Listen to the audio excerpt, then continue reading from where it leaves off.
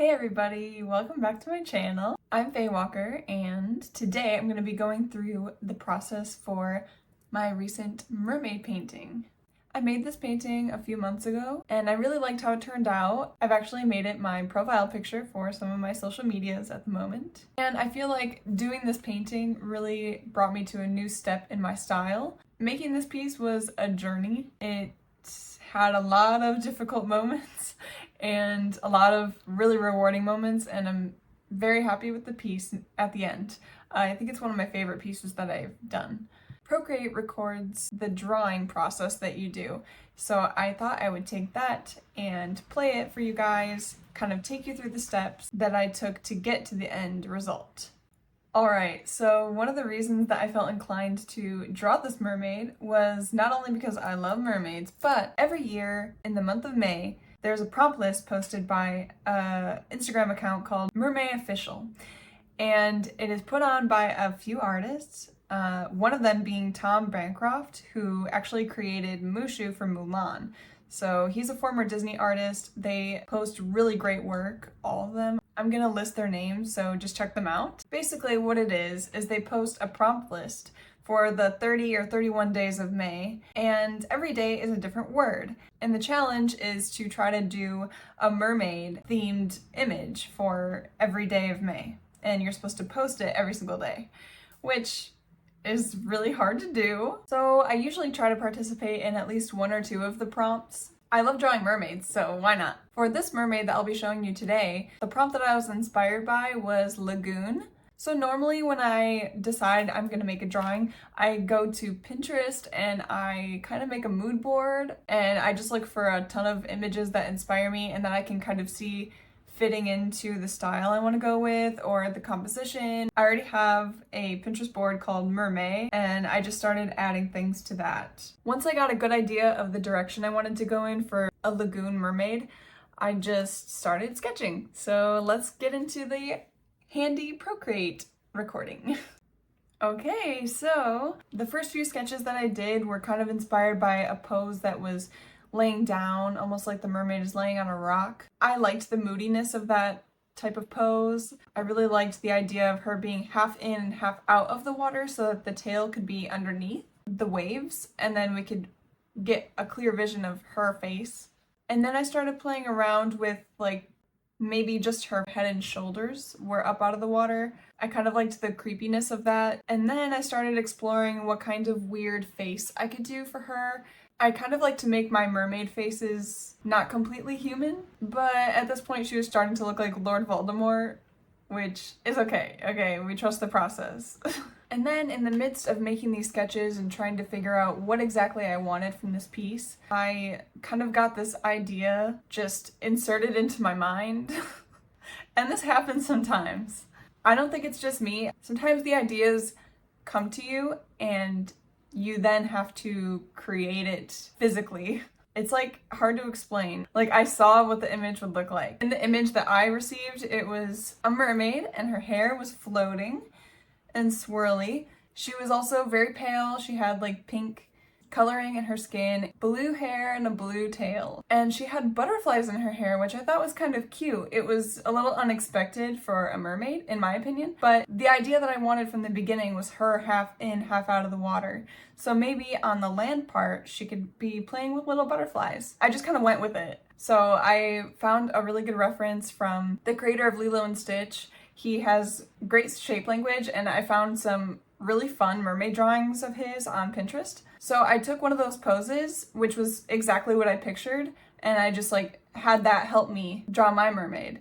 I just manipulated it to fit the pieces of land that I wanted to include and like stick her in an environment. My vision of the mermaid also had a black background, and the water was actually a bright greenish bluish glowing color. So I thought that would look great against a really dark background and have that nice contrast. I also liked the idea of the glowing water because it could add some interest to the rocks and the plants. I ended up making her hair glow as well so that the glowing of the water would lead your eye up to her hair and her face. Something that I notice happens sometimes when I'm taking an idea or a sketch into the final version of itself, the essence of the sketch can be lost. Because when you go into finalizing, it's so easy to be a perfectionist and kind of clean it up until it looks completely different than your original sketch. And I truly feel that there is a lot of charm in the original sketch because it's the pure raw idea. I really liked her face, so I was super aware of trying to maintain that face. I kind of just like kept the sketch and drew on top of it.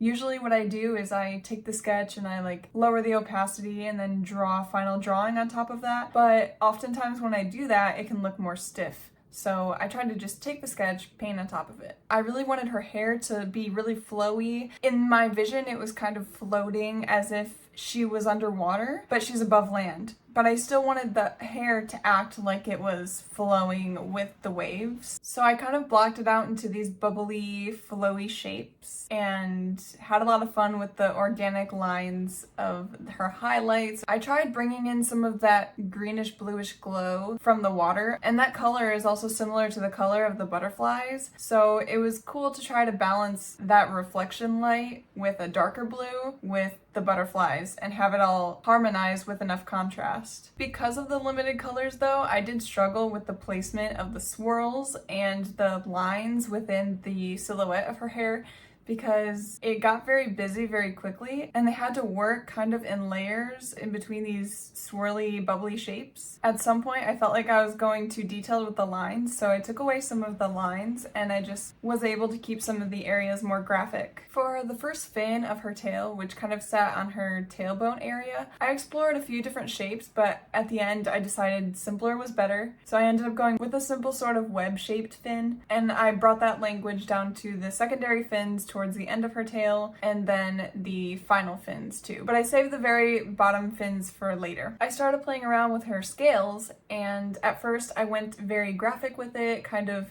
implying scales with polka dots, just scattered in specific areas that the light might touch her tail. And then I erased some of the polka dots to kind of leave like a moon shape, almost like the light is only hitting the bottom of the scale on some of the scales, just to add a little bit of texture. But later I changed them and add a little bit more interest to the shapes. So once I had the general idea of what the main focal point looks like, which is the mermaid, I went on to the land. So I started with the rocks.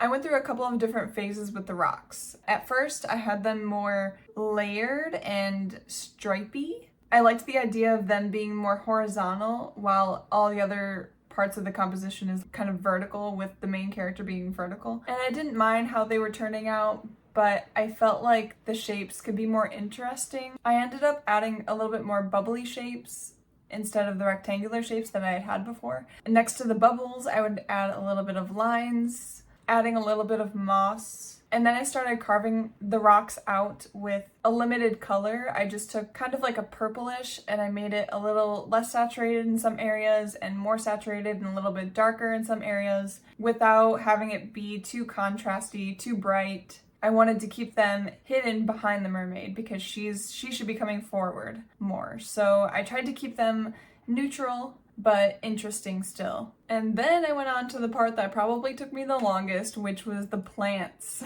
I don't know why it was so difficult for me. Maybe it was because it was towards the end of bringing everything together and wrapping up the illustration, and that's when I started overthinking, as one does. So I went through a lot of different sketches, trying to figure out the placement, trying to figure out how the composition would work, and not be too busy. I eventually settled on a layout for how the plants would be, and I'm happy with it. I think it frames the mermaid really well. Then I started going into the detailing of the leaves. Yeah, I'm really happy with the color that I ended up going with for the plants. I really like the cool green because the whole piece itself is a little bit on the cooler side. As you can see, I have like a mini color palette next to the leaves to the right of the mermaid. And I was kind of just color picking from that and trying to keep it as consistent as I could because there are a lot of separate elements of this piece, but I think the color is the thing that unifies the character with the environment in this one. So after I finished the foliage, the last thing I had to do was the water and her bottom tail fins. I wanted the water to be like rippling from her tail, have a flowy shape, kind of like be layered a little bit, to show the top of the water and then also have the perspective of underwater so we can see her tail. For this effect that I wanted, I took a lot of inspiration from Loish, who is one of my favorite artists. She's so amazing. So I started looking at her Instagram and I found this piece that really helped me visualize what I was looking for. She just has these wonderful, bubbly, layered, ripply shapes. And I wanted to portray that in my piece because I feel like that type of shape language really complemented everything else that I had done up to that point. With the swirly shapes, I tried to add little dots here and there to represent bubbles and just give it a little bit more movement. When I was satisfied with the movement and the shapes and everything in the water, I was able to finish her bottom tail fins. I tried to keep that webbing shape that I achieved on the first fin. The tail itself is blue,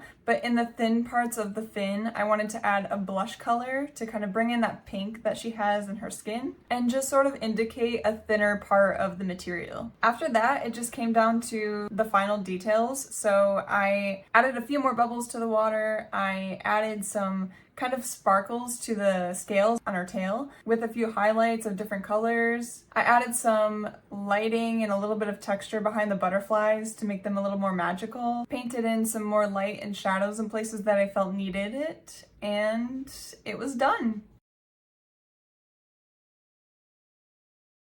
I really am proud of this illustration, so thank you so much for sticking around and listening to me talk about it. I hope you guys liked this process/commentary video of how I made this mermaid piece. If you like this video, be sure to like, comment, and subscribe. Let me know your thoughts in the comments. I also like to make art live over on Twitch, so if you like that kind of thing, check me out over there. I have it linked down below with my other socials. Thank you so much for watching, and I'll see you in the next one. Bye!